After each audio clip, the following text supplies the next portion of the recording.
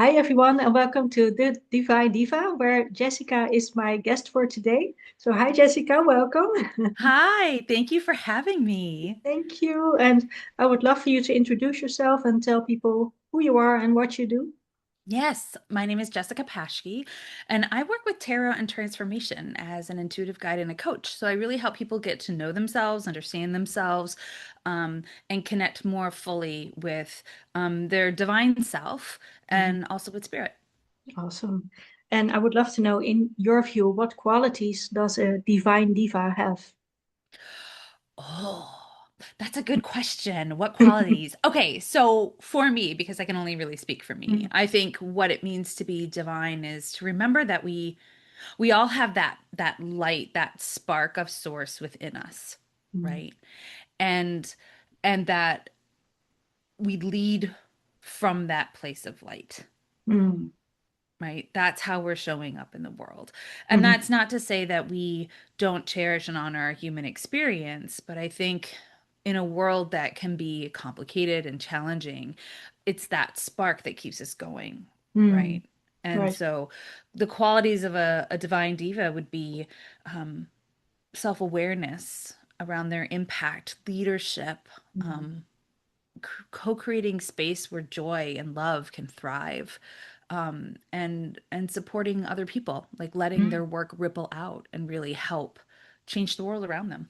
mm. And that spark that you mentioned on the inside, is that to you the same as intuition? I think that's where intuition comes from. I mean, I think intuition comes from an embodied place as well. So our physical body is actually a hugely intuitive tool, right? Mhm. But I think that that spark of light, that spark of source is what informs intuition, like helps Mm. bring those messages forward. It's like the start of the intuition. Yeah, yeah, it's like the Mm. beginning. It's Yeah, like, when you light a match and right. there's this little burst of light and there's those little sparks, it's like that. And then you get to decide, am I going to light a candle? Am I going Hmm. to light, a fire in a hearth? What am I going to do with that light? Like, Hmm. how am I going to bring that into the world? Mm. And I love that you mentioned that ripple effect because I think especially for us like healers or light workers, we want to create that ripple effect by being that light for others and showing like, okay, you can ignite that light within you as well, right? Yes. Hmm. Yes. And sometimes that's just moving through the world and the way that you move through the world. Sometimes it can Right. be as simple as that, right? And then other times it's more of a conscious creation. Like, I want to intentionally ripple this out because I see that Mhm. there's this problem or this challenge that people are working on and that keeps coming up. And I want to shift that. I want to share that. But I also think that that ripple comes from like our place of experience Mhm. and what we've lived in our story. Um, I don't think it's just like appears out of nowhere. You know what I mean? You have to drop something in the water to get the ripple, right? Mhm. And I Yeah. think when we take the pebble, whatever you want to drop in the water, however you, from that place of light, from that spark of the divine, and drop it into the water, that's when the ripple really represents like that work that we're wanting to do, Mm. that change that we're wanting to make, just more than for ourselves, but for the people around us. Yeah. I think it's also about like a certain openness and of course willingness to share your story and share what you've been Yes. through and yeah. Yes. Yes. Yes, and there's a certain level of healing that has to happen around that so you can share it, right? Exactly. Yeah. Yeah, and it also it's like this circle like okay, you share a bit and you heal because you shared it because you can see Yeah. other people connecting with it and then you heal a bit more and then you share a bit more and you heal a bit more. It is. It's yes, it's one of those cycles. And you sort of just have to jump into it, I think, a little bit, Yeah. right? Yeah. And you You don't know? be afraid to not be perfect when doing it. Right. Exactly. Because perfection kills all dreams, so don't go Oh, there. it does. It'll take you down. It'll make that rock sink instead of ripple. Exactly. And it won't leave any ripples because it's just going down so quickly. It's like no Yes, ripple at all. 100%. I would love to know, like, what has been your divine journey? How was it, and how did you get to where you are now? That you connect to the divine easily or with ease? It's kind of been a wild ride. I'm not gonna Mm, lie. Has it I was ever been always easy, right? I I don't know that it's ever been easy, but it's not been it's there are moments that are more challenging than others, Yeah. right? So I think I've always been curious about that more than feeling. I've always known that there's more than what we see, more than just this physical body. And so that really was the driving curiosity for me to start to explore that. And I did in my teens and my 20s. I definitely jumped in and was like reading all the books and tuning in. But I always thought that it was like, rather than that divine spark within me, I really thought divine was something outside of me, that it was like Mm, externalized. right. And I think that as long as I was walking that path of like externalization, where I'm having to like figure out how to connect to something outside of myself, I was always sort of missing the mark. Right. And it really wasn't until I started struggling with my health in my 30s. I had a weird condition that they didn't know what was at the time, but that would make me stop breathing. So I was literally afraid to breathe Well. for a period of years. And and it wasn't until then that I realized that that externalized version of the divine, or what I thought was, that was not going to hold up under the weight of Mm, that experience, right? Because right. whatever that divine spark is, that source spark, it should in theory hold up Right. under even the most extreme circumstances. That should be the thing that kind of creates that light to get us through even the Right. most challenging of things. But It's like if, your anchor in the storm. yeah, the anchor in the storm, exactly. And Yeah. when you're like, when you can stand in the eye of the storm and have things move around you Right. without feeling like that's being ripped away, then that's that sweet spot. You're not going to stop the storm. No one's going to stop the storm, but at Right. least you're not spinning with it. You're not caught Yeah, up in you it. can let it pass. Right, you can let it pass and know that like the sun is going to rise and things are going to calm down, and it might look really different than what you thought it would, but you're still here, right? Yeah. You're still here.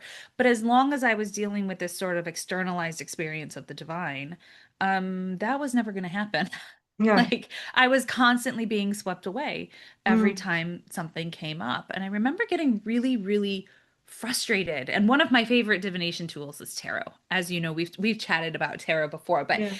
one of my favorite divination tools is tarot. And I actually boxed all my tarot cards up and I put them away for like months on end because I was Mm, so frustrated with it not, quote unquote, working. I wasn't feeling connected, right? right. I wasn't feeling, and what I was looking for didn't exist outside Mm, of me. right. It didn't exist outside of me. And Mm, I started to turn inward and I started to listen more. And I worked on self-awareness rather than spirit awareness. right. And you know what I mean? And then all of a sudden within that inner exploration, I it came together and I was like, there you are. There Yeah. you are. Right. There I am. And Right. their source is. Mm, And it was from this inner exploration of knowing myself better, mm, that's where it really grew from. And then the whole game changed once I yeah. did that. Oh, I can relate to that a lot because when I went through traumatic experience and PTSD, I knew something out there saved me because Yep. otherwise I should have been dead basically Yeah. when the traumatized event happened. And I lived. So I already felt within me, okay, something bigger than me, something out there has saved me. But I still couldn't make that connection with it because I was so disconnected also from myself. And I was only trying to like think all my anxiety away instead of like connecting to my body and really listening to what's going Yeah. on within me. That I didn't even like connect those dots, but it was until I connected those that I could connect to the divine. Yeah. Yes. Yes. And it's a totally different relationship when you come at it from that angle, isn't it? It comes from peace and not from anxiety or lack, basically, because Yes. you don't want anything from the divine anymore, basically. Yes. And you trust yourself to be able to navigate it, and you trust that the divine is there no matter what. Like there Exactly. aren't any conditions being put on it. The divine is only Exactly. present Yeah. if X, Y, and Z happens, or if I get Mm. this sign or that sign. You have Exactly. this trust, and that's that's That's what the when game the switch. changer, right? Oh, it Yeah. is. It totally is. And I love that you mentioned that you use tarot as your favorite divination tool. It's I also do. mine. I And know. how can tarot or how has tarot helped you to connect more to your inner divinity and the outer divinity? Oh yeah, that has been a journey. Let me tell you what. Mm. When I first picked up my tarot cards, it was definitely an external. I Hmm. was looking to my cards as I touch, like I've got three decks in front of me right now. But I was looking to tarot to give me the answer. Right. I wanted the answer. I was going to bring this problem and I wanted the answer. And the answer better be really clear directions on what I should do next. And it And should then be that really better, good. and it should be really good. And it should work out just like the cards said. Yeah. That didn't work. I can tell you that right now. But when I switched my relationship to the cards and I realized that they're actually a tool that mirrors who I am, that Mhm. allows me to see more of my inner landscape and reflect back what I need to see or what I Mhm. need to be thinking about. And I really started having conversations with my cards. So rather Mhm. than reading and flipping for a space, it Mhm. was like, all right, how can I get curious? And what do I need to see internally to Mhm. understand what's happening externally so that I can choose, not the Mhm. cards. I can choose how I want to navigate it, how I want to respond, right? Mhm. Rather than grabbing my cards as a reaction to something happening, Mhm. I was turning within. And so I really shifted my practice so that tarot was more of a mirror Mhm. rather than a prediction tool. And Right. once I did that, I started really being able to understand what the heck was going on, why things were maybe not always why they were happening, but at least have the clarity of how I wanted to respond to Mhm. happening. And I took a lot of my power back. And I noticed that I didn't draw cards as much because Mm. one of the qualifier was I needed to be doing my inner work and I only drew the cards when I had sat down and thought, okay, what are my intentions for this? What are my values? Mhm.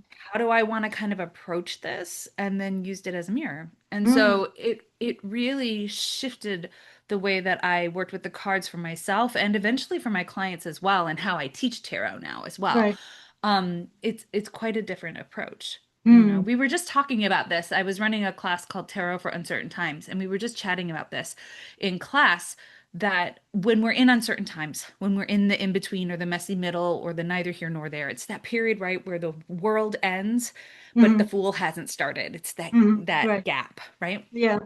And how do we even do that? Because our cards, it's like our becoming. We don't know what it's going to look like. It's in the process of unfolding. So, Right. what can we tune into? Coming back to that idea of what can we anchor into Mhm. and using our cards as a tool to help access that inner anchor Mm. as we navigate things that we may not have a lot of control over. And Yeah. that practice was really birthed from when my husband was diagnosed with brain cancer.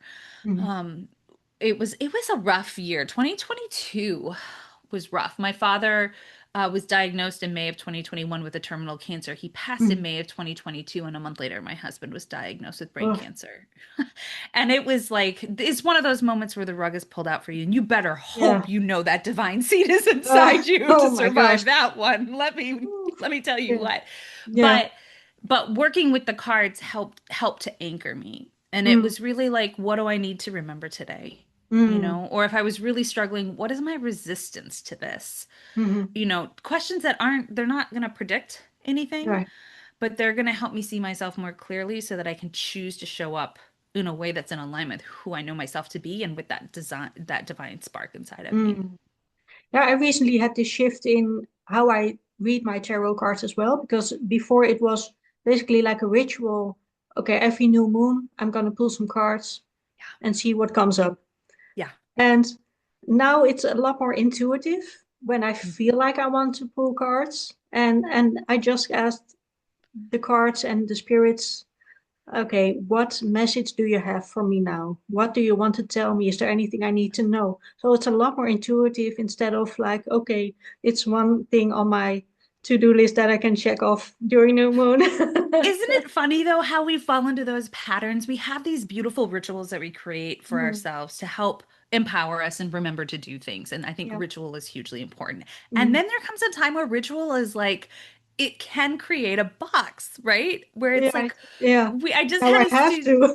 right? Yeah. I just had a student the other day say, I just realized I don't have to pull cards only in the morning. I can do it in the afternoon. Yes, whenever I feel like it. Yeah. Right? Whenever it like I get that nudge.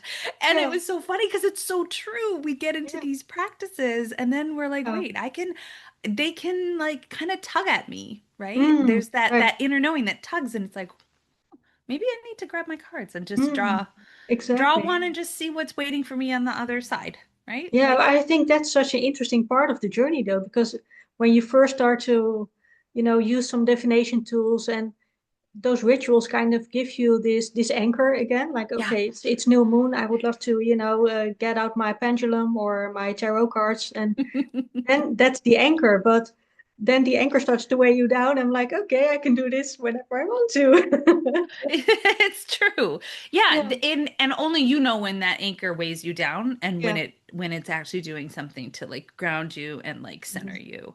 Mhm. And I think sometimes we forget to check in on things and they almost become Yeah, rote.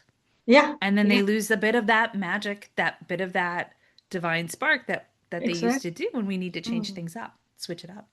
And speaking of rituals, do you have a sacred ritual that is like a non-negotiable that you just have to do to connect to the divine? Breathing. It Mm, sounds so basic, but when you aren't able to breathe, hmm like I was, right? It becomes Right. this Oy. practice of gratitude that you can take a breath in and you can inhale. Hmm Um, and that there's like life coming in, right, in the hmm breath. And it breath is amazing. It settles your hmm nervous system, it settles your mind, your physical body begins to untangle and relax. And so I think that that's one little part of it. Now I do have to say I love when it's warm outside because I'm not a hmm cold person. I will take my cup of green tea and I will go sit on the deck and I will just watch the ocean. We moved, so we're very close to the ocean, Oh, so I can sit wonderful. on my deck and see the ocean and breathe in the salt air and listen to the birds Mm, and that also, and breathe and just be with myself. mm, Just be with myself for a moment in the mornings. I love that, and that's often where you'll find me for sure in the mornings. mm.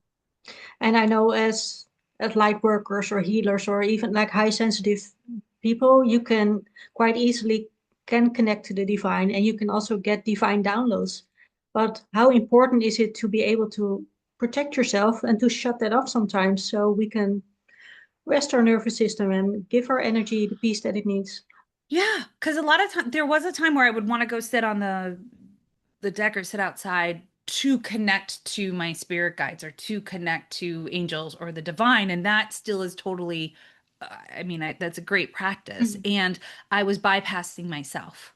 I Oof. was bypassing that little divine seed inside of me that held a lot of information. Mhm. And so um, I really liked um, I really like coming home to myself first before I reach out Mhm. and tap into my guides and things like that. Mhm.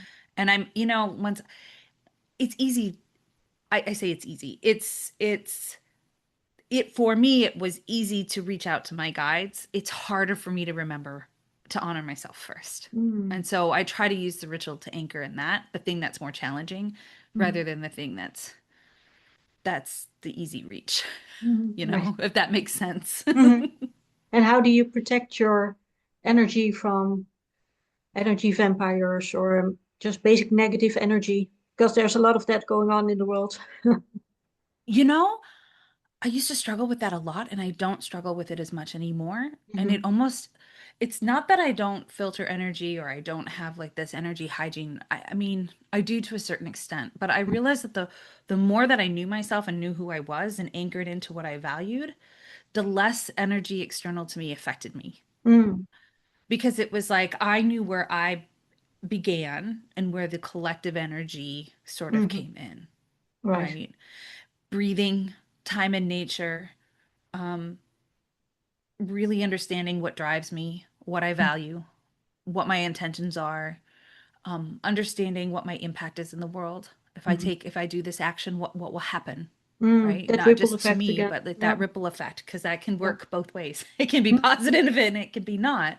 right. And being more aware of that ripple effect. Um, And then just holding space to, like I said, to be with myself. Mm. What emotions are coming up? What, having a really good self-awareness practice. Right. What is my physical body trying to tell me? And the more that I tuned into that, the less I had to put the blue bubble up or put the, whatever up, Mhm. because it was like there wasn't that. It's almost like if my filters had been porous, right? If things had been porous before, knowing myself didn't allow it to be porous anymore. Mhm. It allowed the energy to, from other things, kind of bounce back, right? Mhm. And it was like, wow, I can see here I am, and that's where they are, and that's where they are. And all of that is, it just is, Mhm. right? It just is. But here's what's matters to me, and here's how I want to move through the world. And so you can kind of swipe away the other things, Mm. right? It doesn't mean I don't have days where, no. We all have days, but Mhm. knowing myself has really eliminated a lot of that heavy lifting, Mm. And on the days where I'm feeling really, I always imagine this blue figure eight. On the days where I'm feeling like really caught up, especially if something collective is happening Mhm. that bumps against the values that I hold true in my life, that's a Mhm. really easy way for me to be triggered. So if I do get triggered and I feel like I don't have any control to change anything, then I start by doing this blue figure eight. And I just imagine my favorite color of blue. So my favorite color of blue is the Bermudian Sea. My uncle used to live there and we used to spend time down there. And it's this gorgeous color. And I just imagine it making this figure eight. Mhm. And I put myself in one little hole of the figure eight, and whatever the situation, the person, the group, they're in the other. And I just imagine that energy moving in a figure eight, Mhm. and in the center, that X of the figure eight, it cuts it off. And Right. so it helps me kind of regain my sense of self again. And Mhm. like, oh, okay, there it is, and removes some of the charge. And that Right. usually is enough for me to be like, okay, we're good. Mm. Like I can handle this. And is that Um, also like a visual? Do you actually feel it, or is it more I like a feel it. Well, visualization? it's a visual. So for Right. me, I feel a release. I feel my shoulders drop, my chest gets lighter, but that's where I feel the weight of energy a lot of the times is in my upper Right. body. Yeah. And so for me, I will feel that release. For some people, it will be their lower backs or other parts of their physical body, or their mind will feel lighter, or their forehead will release. It will be different for everyone. Mhm. But I visualize that energy happening and I Mhm. feel that energy happening because I'm Mhm. sensitive to energy. And Yeah. then the release happens. And then if I'm really struggling, I'll just tell my team, my spirit team, hey, can you keep this running for a while Yeah. so that I don't have to sit here and loop energy? You know? And they Right. do. They keep it and it works. It's really Mhm. nice. And I've got my entire family uses it. Yeah. So That's even good. even my husband who's like, yeah, okay, I'll try it. He like, can you do that blue figure thing? What is that blue figure eight thing? Can you tell me how to do that again? I need to do that. Uh, So that's awesome. yeah. And do you ever feel a certain like constraint or like a block when you try to connect to your spirit team? And if so, how do you remove that? I think I'm thinking back. I It's pretty natural for me now, but I remember when I was first starting, it felt like it was a lot of heavy lifting to get the energy up, Hmm. right? Or whatever, however. Now I kind of think of it as an expansion. Like I reach out and they reach in and we kind of kiss right there in that in between, right? Hmm. Um and and for me it really came down to just practicing expanding my energy Hmm. and waiting and trusting for them to touch without expectation. I Hmm. think blocks come up a lot when we need something in that very moment Right. and we don't have time to wait, right? Yeah. I need it now. Because there's that pressure there, and Right. all of a sudden we're kind of funky and we're off, and it's not. Yeah. But if we kind of take time to tune in every day and work that muscle, then one, there's a very good chance you won't ever like come to that I need it now because you'll have picked up Mm. on it beforehand, like in little light sprinkles over the days preceding, or you'll trust yourself enough that you can take a deep breath and kind of relax into it and let yourself expand. Mm. And I think that if just a little bit each day, just a little, and that Yeah. will help you do that. you know? And what do you think of signs and synchronicities? Or many people say like, oh no, it's just a coincidence. But of course, we know better. I would love to know your take on signs and synchronicities. I freaking love science and I love synchronicities. And I don't think that they have to be an or. I think it can be an and. Right. I saw an article the other day that was talking about how scientists have realized that there is a light around plants, animals, humans that exists. And when they die, that light goes away. Oh. And they're just starting to observe the light going away after the plant dies or the person dies or the animal dies. Mm. And science is starting to able to track that. And so I think that synchronicities are a really easy way to understand that vast web of connection that we live in. Like we're Mm. so interconnected. And I think that when we're open to seeing synchronicities and we're open to that, as you know, right? Mhm. They can be a really helpful guidance tool. And Mhm. I imagine that one day science will catch up and have an Yeah. explanation for that. But I always see it as an energetic web. And I'm pretty Mhm. sure quantum physics are going to be the first Oh yeah. the first The to whole forge quantum field, like that. yes.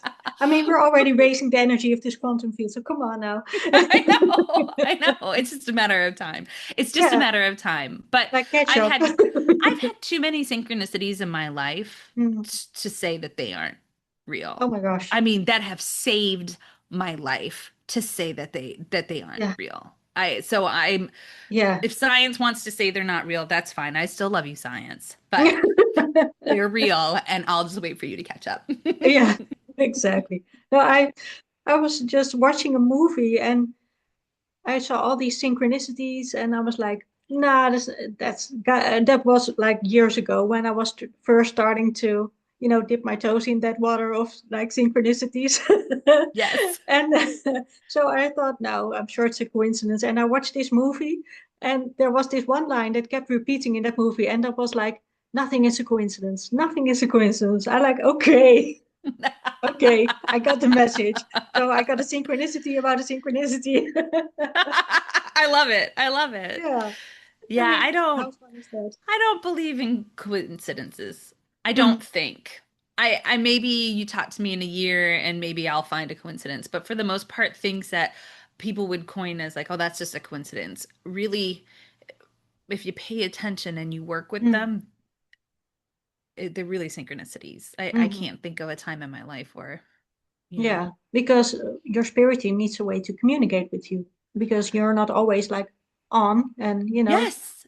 And yeah. you shouldn't always be on. And that's why I think I love synchronicities is I don't have to be on to pick up on a synchronicity. Right? It's like an email or a text message. Like, Mhm. whoop, they send it out, and I'm like, there we are, you Yeah. know? And I think it's also because it can come in so many different ways and so unexpected sometimes that sometimes it's like, oh, a song lyric that just happened to, catch your ear or like you overhear someone saying something about a new house and you looking for a new house yourself as well. It's like all these little Oh yeah, we've moments. had that so many times, little nuggets dropped in. A couple Yeah. weeks ago, I was bemoaning something. I was struggling with something and it was not going in the direction that I wanted it to go and I didn't know how to make it work. And the radio was on, like not even my radio. Someone's radio outside was on and our windows were open. Yeah. And the Gloria, what's her name song, I Will Survive Oh, came right. on. Yeah, yeah. Gloria Gaynor, yeah. Yeah, Gloria Gaynor. And I Will Survive started blaring through the window. And I'm like, my guides are mocking me.